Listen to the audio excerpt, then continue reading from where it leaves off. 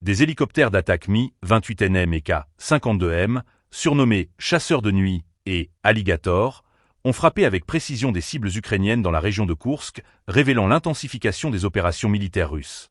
Ces frappes, menées par un groupe d'hélicoptères d'attaque accompagnés d'escortes Mi-8PSG, témoignent de l'engagement des forces russes à soutenir leurs troupes au sol dans ce secteur stratégique. Selon les informations fournies par les services de renseignement, cette opération a permis de neutraliser des véhicules blindés, des automobiles et du personnel ukrainien dissimulés dans des zones boisées. Les équipages, formés et expérimentés, ont exécuté leur mission avec une efficacité redoutable. Les frappes de missiles ont ciblé des positions clés des forces armées ukrainiennes, entraînant la destruction de matériel militaire et de personnel.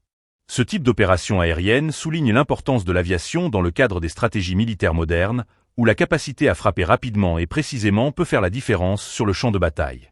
Après avoir accompli leur mission, les équipages ont regagné leur aérodrome de départ, sains et saufs, une réussite qui renforce le moral des troupes.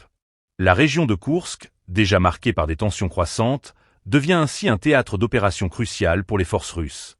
Chaque mission réussie contribue à établir un contrôle militaire plus serré et à dissuader les contre-attaques ukrainiennes. Les frappes aériennes, associées à des opérations terrestres coordonnées, forment une combinaison redoutable qui met la pression sur les forces ukrainiennes, souvent en difficulté face à des tactiques bien orchestrées.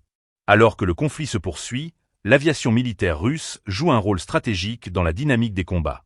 Les succès sur le terrain, comme ceux observés dans cette mission, sont souvent utilisés par les autorités russes pour renforcer leur narrative sur la supériorité de leurs forces.